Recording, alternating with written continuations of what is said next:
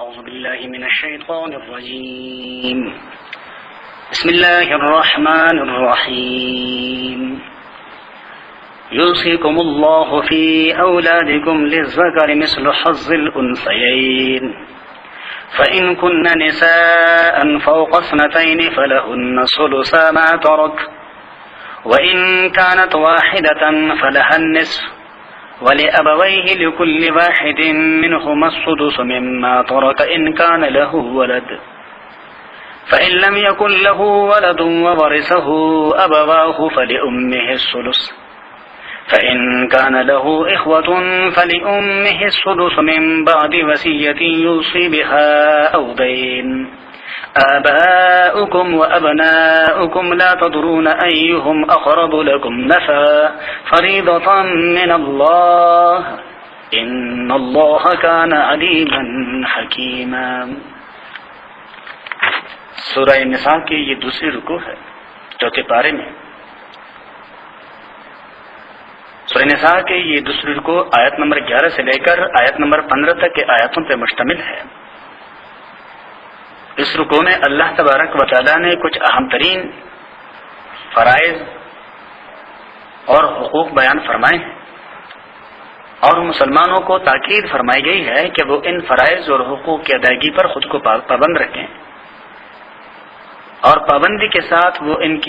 امور کی ادائیگی کو یقینی بنائیں۔ گزشتہ رکوع کے آخر میں یتیموں کے متعلق کچھ ذکر تھا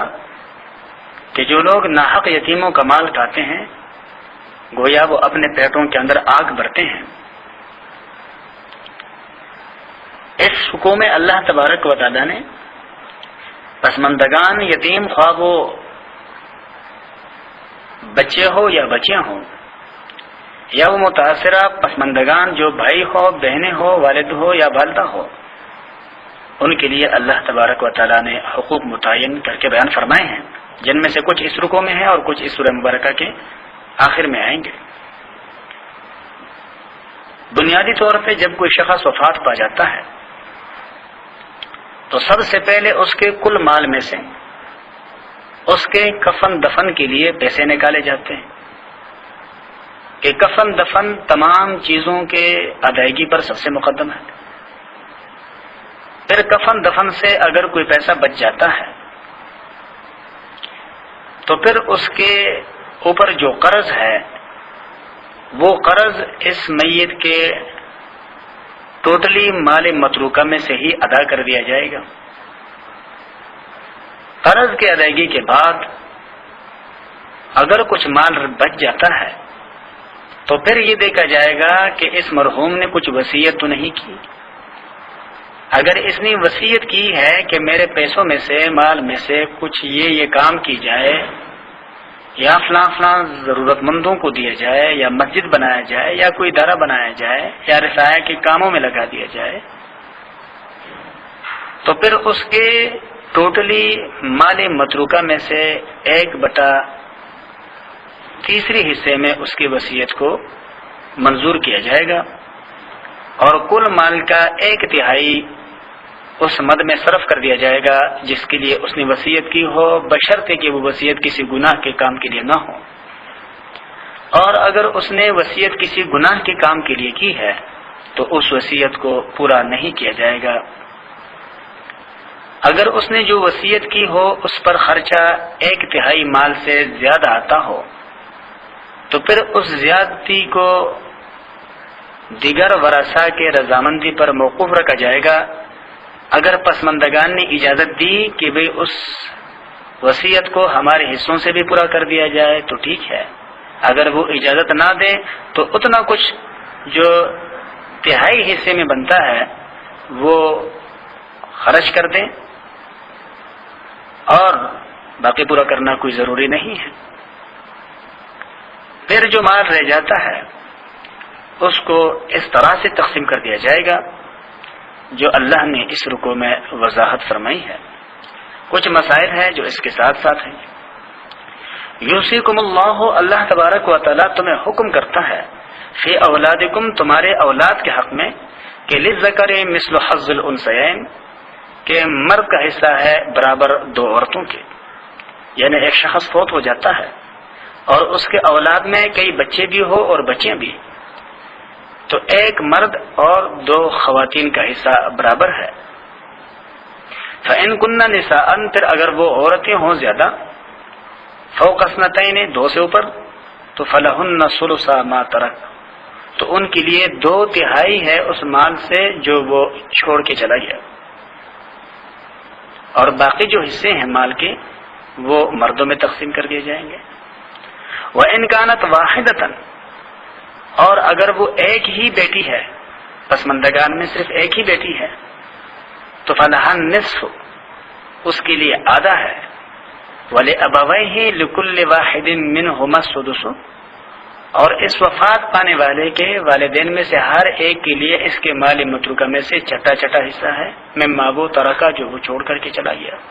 ان کان لہ ولد، اگر اس کے اپنے اولاد ہو، فإن لم یکن لہ ولد، اور اگر اس وفات پانے والے کو کوئی اولاد ہی نہ ہو، وورثہ ابواہ، اور اس کے وارث صرف اس کے ماں باپ ہو، تو فلأمہ الثلث، اس کے ماں کا اس میں 1/3 ہے۔ فإن کان لہ اخوۃ، اور اگر اس کے کئی بھائی ہے، فلأمہ السدس، تو اس کے والدہ کا چھٹا حصہ ہے، من بعد وصیت یوصی بہا، اس وصیت کے بعد کہ جو وہ کر گیا، او دین یا قرض کی ادائیگی کے بعد، یعنی یہ سارے حصے ملیں گے قرض کی ادائیگی کے بعد۔ آباؤکم و ابناؤکم، تمہارے والدین اور تمہارے اولاد، لا تدرون، تمہیں معلوم نہیں، ایہم اقرب لکم نفعا، کہ کون زیادہ قریب تر ہے تمہیں نفع پہنچانے میں، فریضۃ من اللہ، یہ اللہ کی طرف سے مقرر کیے ہوئے حصے ہیں، ان اللہ کان علیما حکیما، بے شک اللہ خبردار حکمت والا ہے۔ زمانہ جاہلیت میں ہوتا یہ تھا کہ جو شخص قریب المرگ ہوتا تو وہ اپنے پسماندگان میں سے اپنا تمام مال اس کے حوالے کرتے، جو زیادہ پہلوان ہوتا، زیادہ شاہ سوار ہوتا، اور باقیوں کو محروم کر دیا جاتا تھا۔ یا اگر وہ یہ وصیت اور نصیحت نہ بھی کرتا تو باقی جو عزیز اور اقارب ہیں وہ اسی کے سر پہ پگڑی باندھ لیتے تھے کہ جو زیادہ دانا سمجھا جاتا تھا اس وقت معاشرے کے لحاظ سے، اور اس طریقے سے وہ اس میت کے کل مال کا وارث قرار پاتا، اور اس میت کے دیگر بیٹوں اور بیٹیوں اور والدہ اور بہنوں کو کوئی حصہ اس میں سے نہیں دیا جاتا تھا۔ تو اللہ تبارک و تعالیٰ فرماتے ہیں کہ انجام کے لحاظ سے تمہیں معلوم نہیں ہے کہ تمہارے والدین میں سے کون یا تمہارے اولاد میں سے کون تمہارے لیے زیادہ فائدہ مند ہے اور نفع پہنچانے والے ہیں، لہذا یہ سوچ رکھے ہر ایک کے بارے میں کہ ہو سکتا ہے کہ یہی میرے لیے زیادہ فائدہ مند ہو، لیکن یہ سوچ ہر ایک کے بارے میں رکھے۔ ذہن میں ایک بات آ سکتی ہے کہ اس رکوع میں اللہ تبارک و تعالیٰ نے دو خواتین کو ایک مرد کے برابر حصے میں برابر قرار دیا ہے، تو خواتین کے لیے تو حصہ زیادہ ہونا چاہیے، اس لیے کہ وہ معاشرے میں کمزور ہوتی ہے اور ان کو کم مواقع ملتے ہیں، پھر محدود مواقع میسر آتے ہیں کمانے کے لیے، تو ان کا حصہ زیادہ ہونا چاہیے تھا مردوں کے بنسبت۔ یہی وہ اعتراض ہے یا سوال ہے جو غیر مسلم کرتے ہیں، لیکن اس اعتراض سے پہلے ذرا اسلامی معاشرتی سسٹم کو سمجھنا ضروری ہوگا، اور وہ یہ کہ خاتون بچی جب گھر میں ہوتی ہے تو اس کے پرورش، اس کے تعلیم اور تربیت کی ذمہ داری اس کے والدین کی ہوتی ہے، اور جب شادی ہو کر وہ میاں کے پاس چلی جاتی ہے، دوسری گھر میں منتقل ہو جاتی ہے، تو پھر وہاں پر اس کا علاج معالجہ، اس کے کھانے پینے، اس کے رہائش، یہ تمام ذمہ داری اس کے شوہر کی ہوتی ہے، اس پہ خود نہیں۔ اسی طریقے سے اس کے بچوں کی جو تمام تر ذمہ داری ہے وہ اس کی نہیں ہوتی، جبکہ اس بچی کو ایک تو حصہ اپنے والد کی طرف سے ملا، دوسرا اس خاتون کو حصہ مہر کی صورت میں ملتا ہے، تیسرا اس خاتون کے اوپر خرچ کرنے کی کوئی ذمہ داری نہیں، اور اس خاتون کو اپنے شوہر کے مال متروکہ میں سے بھی حصہ ملے گا۔ تو اس نظریے سے اگر دیکھ لیا جائے تو خواتین کے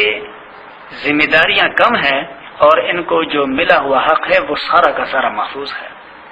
جہاں تک تعلق ہے مرد کے حصے کا کہ وہ 2 چند کیوں ہے، وہ اس لیے ہے کہ اس مال میں سے اس نے بچوں کے تعلیم و تربیت کا بھی بندوبست کرنا ہے،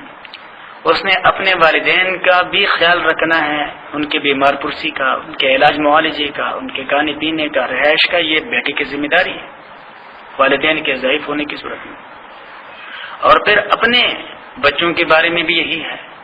پھر دیگر عزیز اور اقارب کے ہاں آنے جانے کی جو ساری ذمہ داریاں ہیں صلہ رحمی کی ادائیگی کے لیے، ظاہر بات اس پہ اخراجات ہوتے ہیں،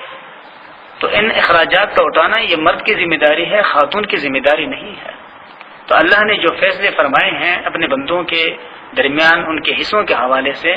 یہ یقینی انصاف پہ مبنی ہے، اس میں کوئی بے انصافی والی بات نہیں ہے، اور مسلمانوں کو کفار کے جھوٹے پروپگنڈوں سے متاثر نہیں ہونا چاہیے۔ وَلَكُمْ نِصْفُ مَا تَرَكَ أَزْوَاجُكُمْ إِن لَّمْ يَكُن لَّهُنَّ وَلَدٌ، ایک شخص ہے،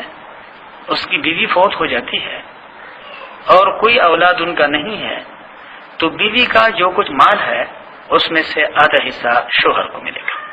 وَلَكُمْ، اور تمہارے لیے ہے، نصف ادا ما وہ ترک ازواجکم، جو چھوڑ مرے تمہارے عورتیں، ان لم یکن لہن ولد، اگر ان کی کوئی اولاد نہ ہو۔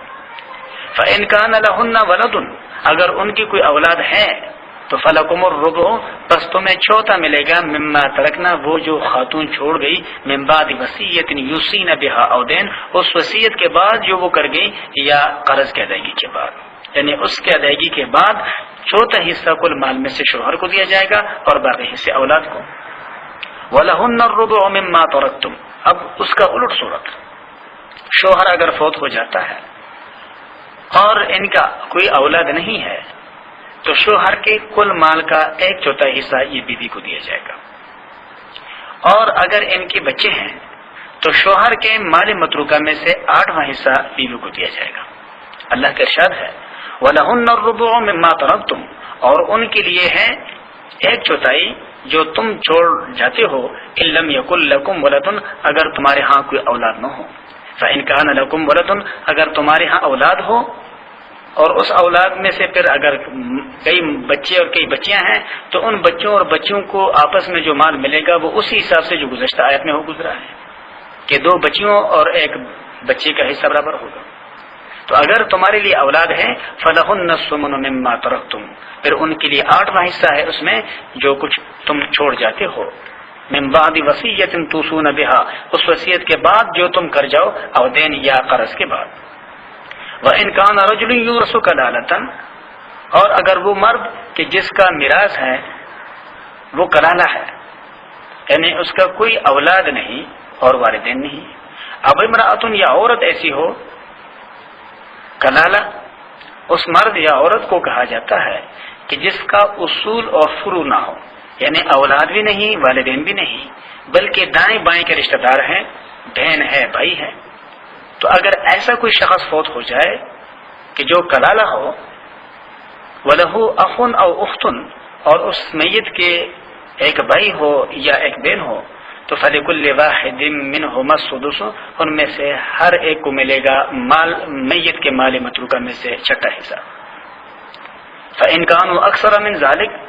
پھر اگر وہ زیادہ ہو، یعنی کئی بھائی اور کئی بہنیں ہوں، تو ہم شرکاء فی الثلث، بس وہ شریک ہوں گے 1/3 میں، من بعد وصیت یوصی بها او دین، اس وصیت کے بعد جو وہ کر چکے یا قرض کی ادائیگی کے بعد، غیر مضار، کہ کسی کا نقصان نہ ہو،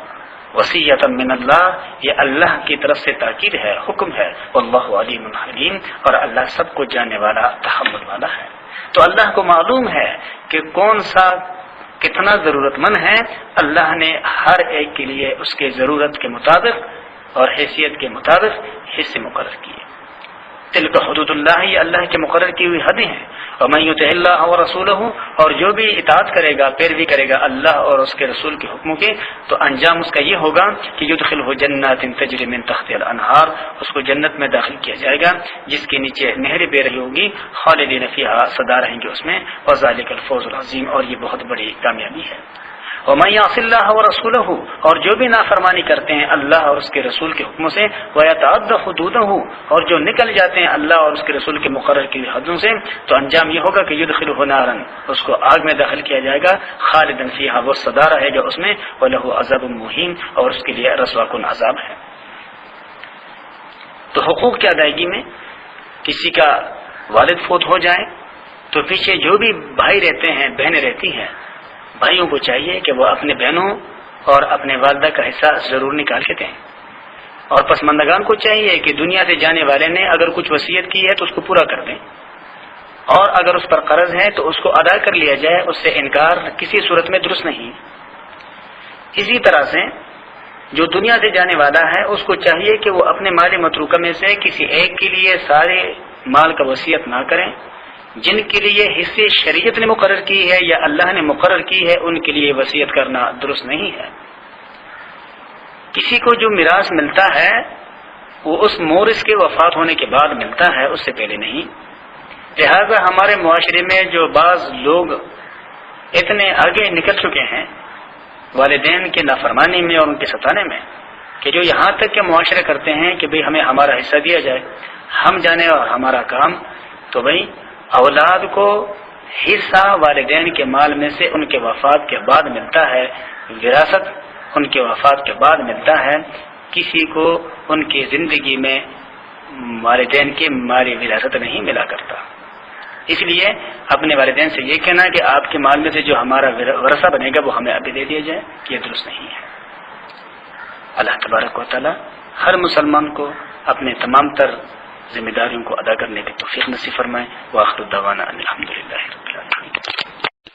اعوذ باللہ من الشیطان الرجیم، بسم اللہ الرحمن الرحیم۔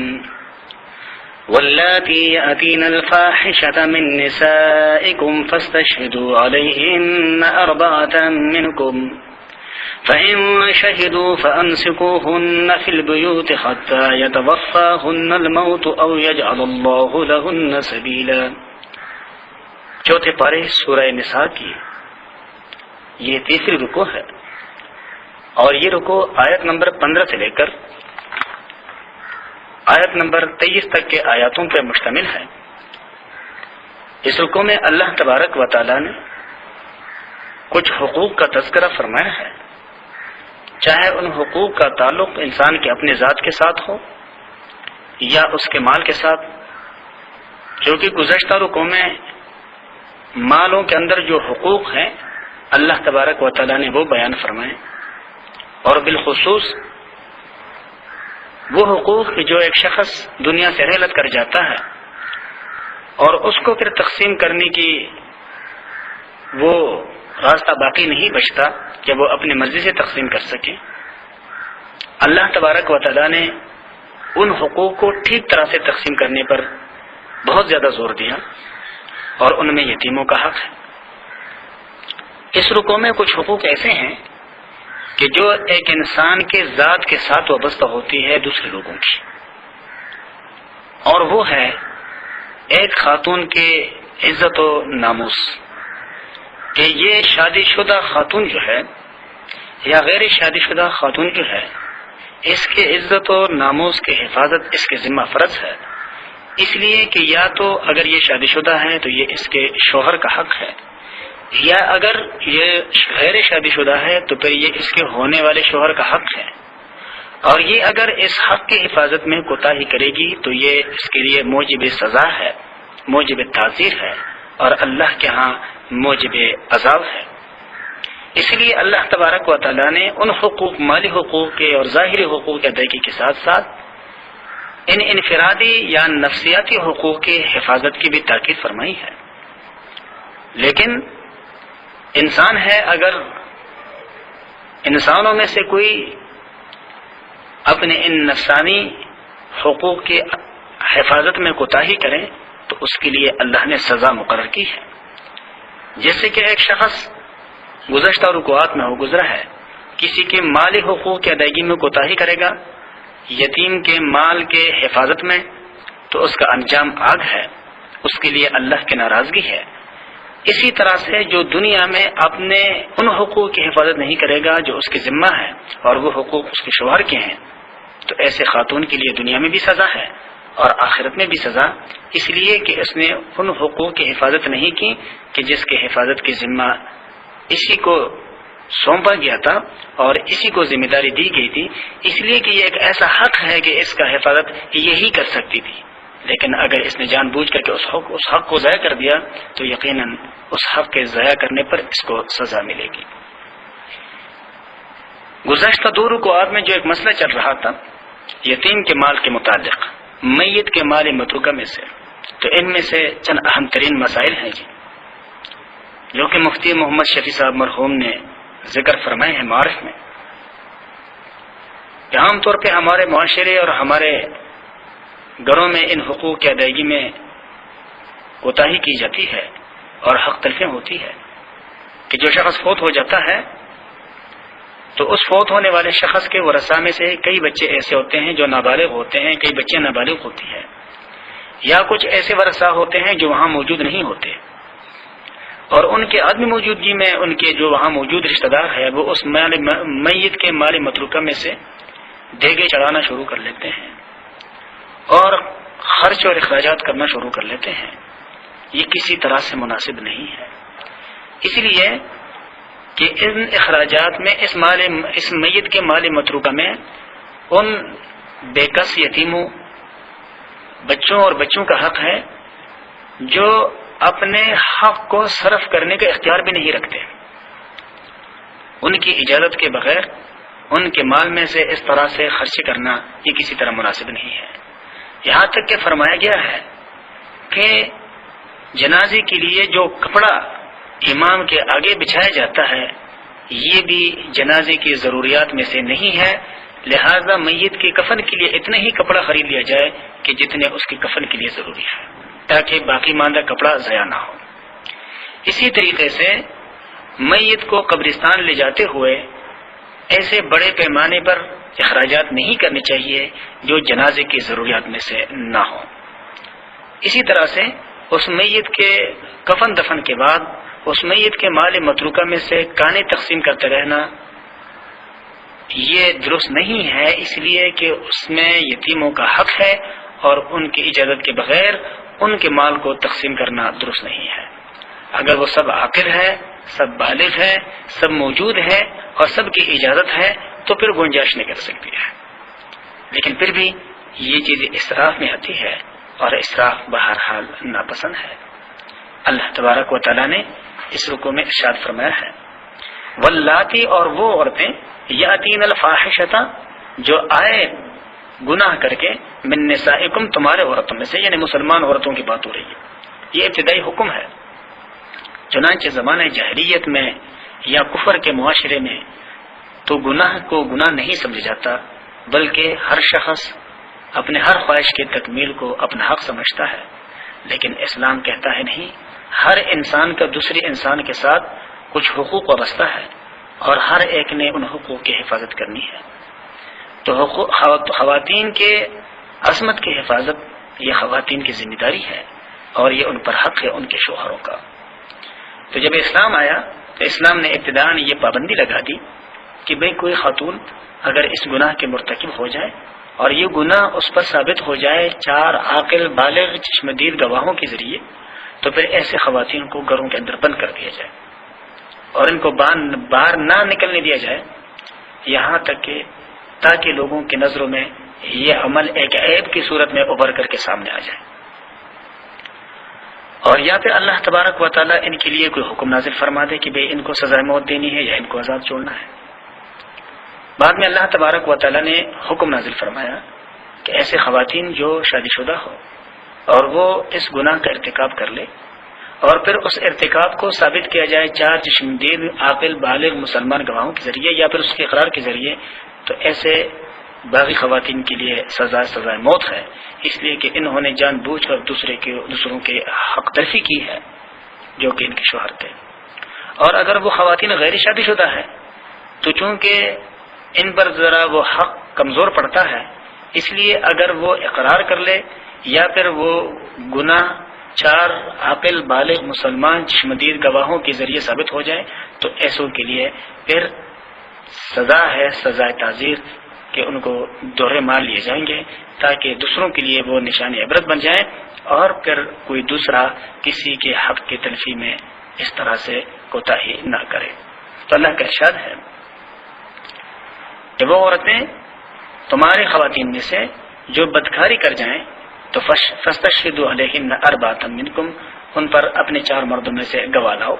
فإن شہدوا، پھر اگر وہ گواہی دے دیں، فامسکوہن فی البیوت، پھر ان کو گھروں میں روک رکھو، حتی یتوفاہن الموت، یہاں تک کہ ان کو موت اٹھا لے، او یجعل اللہ لہن سبیلا، یا اللہ ان کے لیے کوئی اور راستہ نکال دے. چونکہ یہ ابتدائی زمانے کے احکامات میں سے ہیں کہ جب اللہ کی طرف سے بھی احکامات نازل ہو رہے تھے تو اللہ نے فرمایا کہ اب انتظار کرو، ہو سکتا ہے کہ اس کے لیے کوئی نیا حکم آ جائے. واللذان، اور وہ جو 2 مرد، یاتیانھا منکم، جو تم میں سے یہ گناہ کا کام کر دے، فآذوہما، تو ان کو بھی اذیت دو. یہ ابتدائی حکم ہے. لیکن بعد میں حکم نازل ہوا کہ اگر شادی شدہ مرد اس گناہ کا ارتکاب کریں اور تو ان کے لیے، اور وہ ان پر ثابت ہو جائے تو ان کے لیے سزائے موت ہے. اور اگر وہ غیر شادی شدہ مرد ہو تو پھر ان کے لیے کوڑوں کی سزا ہے، تاکہ آئندہ کوئی کسی کے حق پہ ڈاکہ نہ ڈال سکے. لیکن ابتداءً ذرا بتدریج احکامات تھے، ذرا آسانی تھی، اس لیے اللہ نے فرمایا کہ کچھ ان کو سزا دے دو. فإن تابا وأصلحا، پھر اگر وہ دونوں توبہ کر لیں اور آئندہ کے لیے اپنے اعمال کو صالح بنا لیں تو فأعرضوا عنہما، تو ان کا خیال ذہن سے نکال دو. ان اللہ کان توابا رحیما، بے شک اللہ توبہ قبول کرنے والا مہربان ہے. یہ ابتدائی احکامات ہیں. بعد میں تو اللہ تبارک و تعالیٰ نے ان کے بارے میں احکامات نازل فرمائے جو انشاءاللہ سورہ نور میں آئیں گے. انما التوبۃ علی اللہ، بے شک توبہ قبول کرنی ہے اللہ کے ذمہ، للذین، ان لوگوں کا، یعملون السوء بجہالۃ، جو برے کام کرتے ہیں نادانی سے، ثم یتوبون من قریب، پھر جلد از جلد توبہ کر لیں، فاولئک یتوب اللہ علیہم، سو یہی لوگ ہیں کہ اللہ بھی ان پہ رجوع فرما لیتا ہے. وکان اللہ علیما حکیما، اور ہے اللہ سب کو جاننے والا، حکمت والا. بے علمی سے کسی سے گناہ سرزد ہو جائے اور پھر جانتے ہی یہ توبہ کر لیں تو اللہ تبارک و تعالیٰ کے ہاں سے معافی مل جائے گی. لیکن جو گناہ کو گناہ سمجھتے ہوئے مسلسل اس کو کرتا رہے تو پھر ظاہر بات ہے کہ یہ پھر بغاوت ہے اور یہ اللہ کے حکموں سے روگردانی کرنی ہے. ایسوں کے لیے پھر سخت عذاب ہے اور سخت سزا بھی. آنے والے آیات میں ہے کہ وَلَيْسَتِ التَّوْبَةُ لِلَّذِينَ، اور نہیں ہے اللہ کے ذمہ توبہ قبول کرنا ان لوگوں کا، یعملون السیئات، جو برے کاموں میں مسلسل لگے رہتے ہیں، حتی یہاں تک اذا حضر احدہم الموت، جب ان میں سے کسی کو موت آ جائے تو پھر کہے انی تبت الآن، کہ میں اب توبہ کرتا ہوں. تو ایسوں کا توبہ قبول نہیں ہے. وللذین، اور نہ ان لوگوں کا یموتون، کہ جو مرتے ہیں وہ ہم کفار، اس حال میں کہ وہ حالت کفر میں ہوں، تو ایسے لوگوں کے لیے بخشش نہیں. اولئک اعتدنا لهم عذابا الیما، یہی وہ لوگ ہیں کہ ان کے لیے دردناک عذاب تیار کیا گیا ہے. اس لیے کہ اللہ تو ایک صالح معاشرہ چاہتا ہے، اور صالح معاشرے کے اندر ضروری ہے کہ ہر ایک دوسروں کے حقوق ادا کریں اور اپنے فرائض پر نظر رکھیں، اور جو پوری زندگی دوسروں کے حقوق اور فرائض کو پامال کرتے رہیں اور آخر میں توبہ کریں، تو ظاہر بات ہے کہ ایسے توبہ نہیں ہے، بلکہ وہ تو جان چھڑانے والی بات ہے. یا ایھا الذین آمنوا، اے وہ لوگ جو ایمان والے ہوں، لا یحل لکم، تمہارے لیے بات جائز نہیں، ان ترثوا النساء کرہا، یہ کہ تم زبردستی عورتوں کا میراث لے لو. ولا تعضلوهن، اور نہ روکے رکھو ان کو، لتذهبوا ببعض ما آتيتموهن، اس واسطے کہ تم لے لو جو کچھ تم نے ان کو دیا ہے، الا ان یاتینا بفاحشة مبینہ، ہاں اگر وہ کوئی کھلی بے حیائی کا کام کر لے تو وہ ایک علیحدہ صورت ہے. اس آیات میں جو مسئلہ بیان ہوا ہے وہ یہ ہے کہ بعض جگہوں پر شوہر اپنی بیویوں کے حقوق ادا نہیں کرتے اور ان کو لٹکائے رکھتے ہیں اور ان کو طلاق بھی نہیں دیتے. اس لیے کہ اگر طلاق دیں تو جو مہر انہوں نے خواتین کو دے رکھا ہے یا جو تحفے تحائف انہوں نے ان کو دی ہے اپنے خوشحالی کے دور میں، شاید وہ خاتون وہ اپنا ساتھ لے کے چلے جائیں اور اس طرح سے شوہر کچھ مال سے محروم ہو جائیں، تو اس نیت سے وہ اپنی بیویوں کو طلاق بھی نہیں دیتے، ان کے حقوق بھی ادا نہیں کرتے. اللہ فرماتے ہیں کہ ایسے طرز عمل سے خود کو بچائے رکھو. ہاں اگر ایک خاتون ایسی ہے کہ جو سرکش ہے، وہ اپنے شوہر کے حقوق اور اپنے فرائض کا خیال بھی نہیں رکھتی، تو اب شوہر چاہے تو اس کے طلاق کو مشروط کر دیں خلا کے ساتھ کہ بے مجھ سے خلا لے لو. اور خلا میں ظاہر بات ہے کہ پھر کچھ شرائط شوہر رکھتی ہے کہ بے اتنا کچھ دے دو یا اتنا کچھ چھوڑ دو یا اتنا کچھ معاف کر دو مہر میں سے، پھر میں چھوڑ دوں گا، کیونکہ خلا کی صورت میں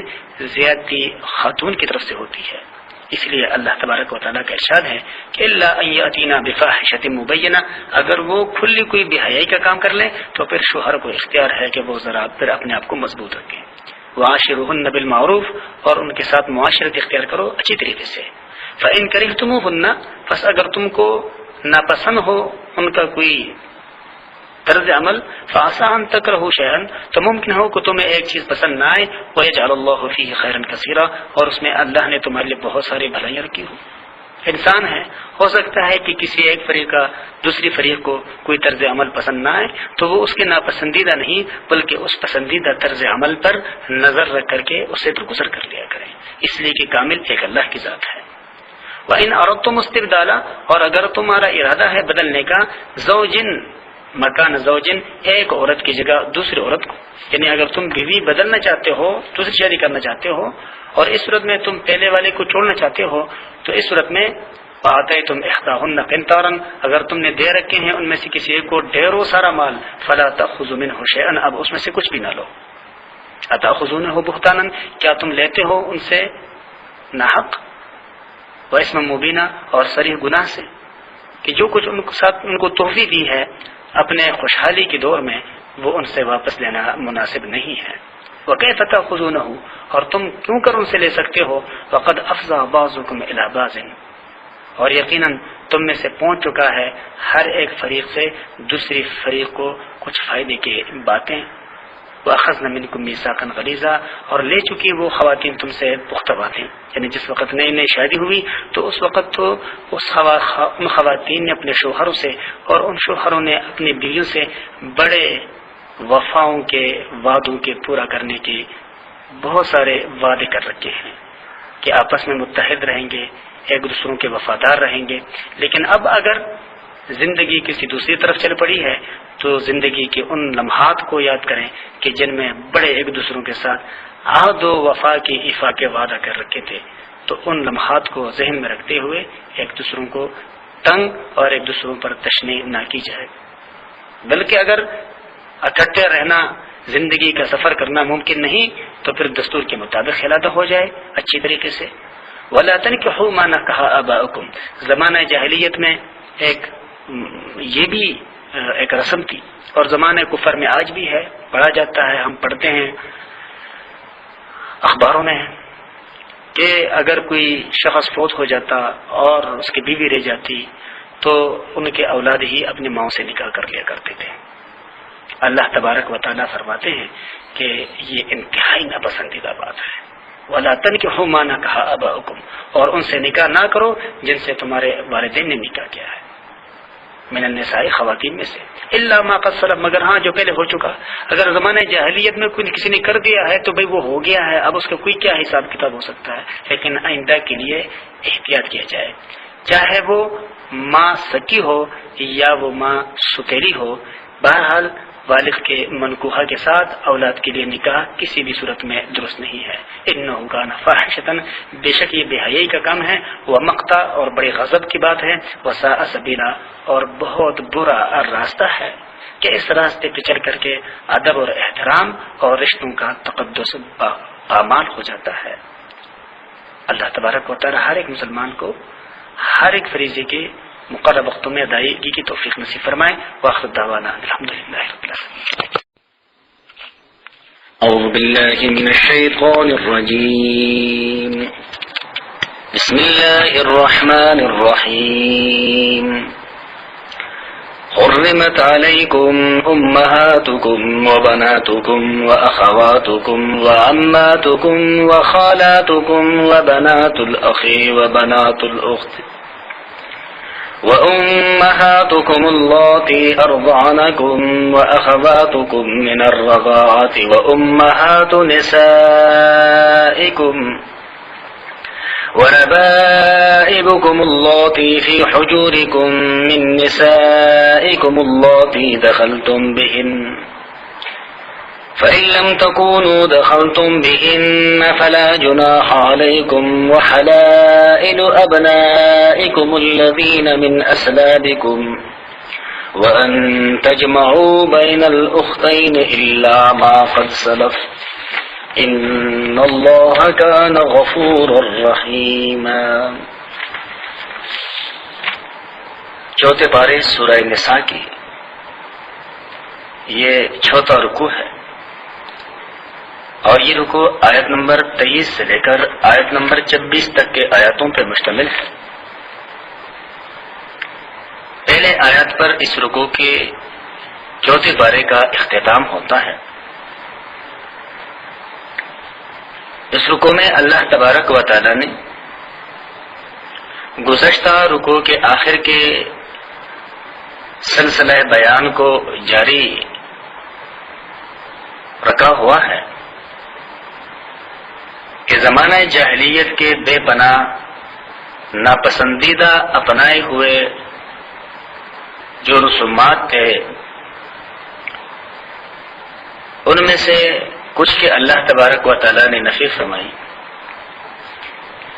اور ساتھ ہی اللہ تبارک و تعالیٰ نے مسلمانوں کو تاکید فرمائی کہ وہ اپنے آپ کو ان قبیح قسم کے رسومات سے اور معاملات سے دور رکھے۔ ان معاملات میں سے ایک یہ بھی تھا کہ اگر کسی شخص کا والد فوت ہو جاتا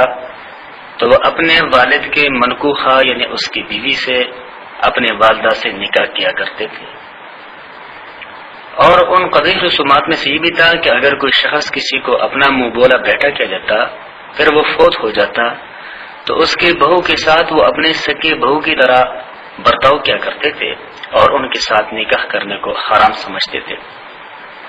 یہ بھی تھا ان رسومات میں کہ دو بہنوں کو بیک وقت اکٹھے ایک شخص عقد نکاح میں رکھتا، بھانجی اور بھتیجوں کو آپس میں نکاح میں رکھتا۔ اللہ تبارک و تعالیٰ نے ان تمام قبیح رسومات کو مسترد فرمایا، اور ان آیاتوں میں اللہ تبارک و تعالیٰ نے 4 قسم کے محرمات کا تذکرہ فرمایا ہے۔ ایک وہ حرام خواتین کہ جن کے ساتھ خونی رشتے کے ممانعت کی وجہ سے کسی بھی صورت میں نکاح نہیں ہو سکتا۔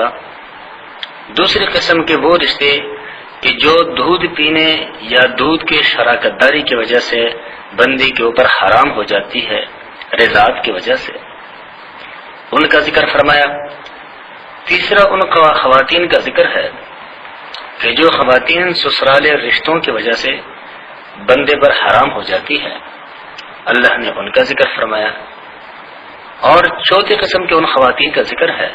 کہ جن کے ساتھ انسان کا کوئی رشتہ تو نہیں ہوتا لیکن دوسروں کے ساتھ رشتہ قائم رکھنے کی وجہ سے اور قائم ہونے کی وجہ سے ان کے ساتھ نکاح نہیں ہو سکتا، جس طرح کی کسی کا منکوحہ بیوی۔ تو اللہ تبارک و تعالیٰ نے فرمایا کہ یہ 4 قسم کے خواتین ہیں، اور ہر قسم کے ماتحت پر کئی افراد ہے، کئی اقسام ہے جن کا تذکرہ ان آیاتوں میں ہے کہ ان کے ساتھ کسی بھی صورت میں نکاح درست نہیں ہے۔ اللہ کا ارشاد ہے، حرمت علیکم، حرام قرار دی گئی تمہارے اوپر، امہاتکم، تمہارے مائیں، چاہے یہ سگی ماں ہو یا ستیلی ماں۔ اور ماں ایک ایسا لفظ ہے کہ اس میں سگی ماں، اس میں نانی، اور یہ اوپر جتنے بھی رشتے ہیں وہ سارے اصول اس میں داخل ہیں۔ وبناتکم، اور تمہاری بیٹیاں، واخواتکم، اور تمہاری بہنیں، چاہے یہ سکی ہو یا ستیلی ہو، واماتکم، اور تمہاری پھوپھیاں، وخالاتکم، اور تمہارے خالائیں، وبنات الاخ، اور تمہاری بھائی کی بیٹیاں یعنی بھتیجیاں، وبنات الاخت، اور تمہاری بہن کی بیٹیاں یعنی بھانجیاں، وامہاتکم اللاتی، یہاں تک تو ان محرمات کا ذکر تھا کہ جو بندی کے لیے کسی بھی صورت میں حلال نہیں ہے۔ اب آیت کے اگلے حصے میں ان خواتین کا ذکر ہے کہ جن کے ساتھ نکاح درست نہیں، کہ جن کے ساتھ بچپنے میں دودھ پیا گیا ہو، اور بچپنے میں دودھ پینے کی جو عمر ہے وہ زیادہ سے زیادہ 2.5 سال ہے فقہائے احناف کے نزدیک، کہ 2.5 سال کے اندر کسی بچے اور بچی نے اگر کسی دوسری خاتون کا دودھ پیا تو آپس میں یہ بچہ اور بچی جو رشتے کے لحاظ سے کچھ بھی نہ تھے لیکن اکٹھے دودھ پینے کی وجہ سے یہ بہن بھائی کی طرح ہو گئے، لہذا ان کا آپس میں نکاح درست نہیں۔ اور ان میں سے جس کی دودھ پیا گیا ہے جس خاتون کے، وہ ان کے لیے ماں کے درجے پہ ہوئی، اسی طریقے سے اس خاتون کی جو بیٹے ہیں بیٹیاں ہیں وہ ان کے لیے بہنوں اور بھائیوں کی جگہ پہ ہوئی، تو یہ بالکل اسی طرح ہے۔ حضور نبی کریم صلی اللہ علیہ وسلم کا ارشاد ہے، حضرت عائشہ رضی اللہ تعالیٰ عنہ حدیث کی راویہ ہے، یحرم من الرضاعۃ ما یحرم من النسب، کہ رضاعت سے بھی وہی رشتے بندی کے لیے بن جاتے ہیں کہ جو رشتے انسان کے لیے خون کے حوالے سے بنتے ہیں۔ وَأُمَّهَاتُكُمُ اللَّاتِي، اور تمہارے وہ مائیں جن کے ساتھ نکاح درست نہیں، أَرْضَعْنَكُمْ جنہوں نے تمہیں دودھ پلایا، وَأَخَوَاتُكُمْ مِنَ الرَّضَاعَةِ اور تمہارے دودھ والی بہنیں، وَأُمَّهَاتُ نِسَائِكُمْ اور تمہارے بیویوں کی مائیں یعنی ساسیں، وَرَبَائِبُكُمُ اللَّاتِي اور وہ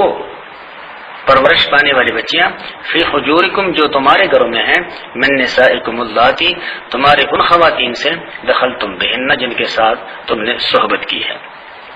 ایک بیوہ صورت مسئلہ یہ ہے کہ ایک بیوہ خاتون جس کے ساتھ اگر کوئی شادی کرے اور اس کے پہلے شوہر سے اس کے گود میں کوئی بچی ہو اور وہ اس بچی کو لے کر کے دوسری جگہ شادی کر جائیں اور اپنے ساتھ اس بچی کو لے آئے، تو اب اس دوسرے شخص نے جب اس بیوہ کے ساتھ نکاح کر دیا تو ساتھ ساتھ اس کے لائی ہوئی اس بچی کے ساتھ نکاح نہیں کر سکتے، یعنی ماں بیٹی کو ایک شخص ایک عقد نکاح میں بیک وقت جمع نہیں کر سکتا۔ اللہ کا ارشاد ہے، فَإِن لَّمْ تَكُونُوا دَخَلْتُمْ بِهِنَّ، بس اگر تم نے ان کے ساتھ صحبت نہیں کی، یعنی ان کے والدہ کے ساتھ اگر نکاح ہی نہیں ہوا، تو فلا جناح علیکم پھر تمہارے لیے کوئی گناہ نہیں کہ ان کی بچیوں کے ساتھ نکاح کر ان کی بچی کے ساتھ نکاح کر دو، اس لیے کہ وہاں کوئی ممانعت کا کوئی رشتہ ہے ہی نہیں۔ لیکن جب ان کے والدہ کے ساتھ جو کہ بیوہ کی نکاح کر لیا، صحبت ہو گئی، تو اب اس کے بیٹی کے ساتھ نکاح کرنا درست نہیں ہے۔ وَحَلَائِلُ أَبْنَائِكُمُ الَّذِينَ اور تمہارے بیٹوں کے وہ بیویاں، من أَصْلَابِكُمْ جو تمہارے سگے بیٹے ہیں، اس لیے کہ لے پالک بیٹوں کی بیویاں شرعی نقطہ نظر سے بندے پر حرام نہیں ہے، یہ زمانے جاہلیت کی ایک رسم تھی کہ اس کو بھی اپنے لیے حرام سمجھتے تھے۔ حضرت زید رضی اللہ تعالیٰ عنہ کا واقعہ انشاءاللہ کیا آئے گا، ان کو حضور نبی کریم صلی اللہ علیہ وسلم نے اپنا لے پالک بیٹا شروع میں قرار دیا تھا۔ ان کی شادی اپنے ایک عزیزہ سے کرائی، حضرت زینب سے، ان کے آپس میں نہ بنی، تو اللہ تبارک و تعالیٰ نے اس رسم کو توڑتے ہوئے فرمایا کہ زوجنا، کہا کہ اب ہم نے اس زینب کا نکاح آپ کے ساتھ کر دیا تاکہ یہ رسم جو ہے یہ مٹ جائے۔ تو اللہ تبارک و تعالیٰ کا ارشاد ہے، وَأَن تَجْمَعُوا بَيْنَ الْأُخْتَيْنِ اور یہ کہ بیک وقت دو بہنوں کو اکٹھا کر دیا جائے، یہ بھی درست نہیں ہے۔ ایک بہن اگر فوت ہو جاتی ہے جو کسی کے عقد نکاح میں ہو، تو جب تک اس کا عدت وفات نہیں گزرتا تب تک اس کی دوسری بہن کے ساتھ شادی درست نہیں ہے۔ جب اس کی عدت وفات گزر جاتی ہے تو اب وہ دوسری جگہ نکاح کر لیں۔ اگر وہ متعلقہ ہے تو جب اس کی عدت گزر جائے گی تو پھر اس کی بہن کے ساتھ نکاح کیا جا سکتا ہے، الا ما قد سلف، سوائے اس کی جو پہلے ہو چکا۔ انہیں زمانہ قبل نزول ان آیاتوں کے کچھ لوگ ایسے تھے مسلمانوں میں سے بھی، ظاہر بات ہے وہ بھی اس معاشرے کے حصے تھے کہ جن میں سے بعضوں نے دو بہنوں کو ایک وقت میں اپنے عقد نکاح میں رکھا تھا، اور اللہ تبارک و تعالیٰ نے فرمایا جو پہلے ہو چکا وہ تو ہو چکا، لیکن آئندہ کے لیے اس طرح نہ کیا جائے۔ اور جب یہ آیات نازل ہوئی اس وقت جن مسلمانوں کے عقد نکاح میں ایسے کوئی محرمات دو اکٹھی تھی تو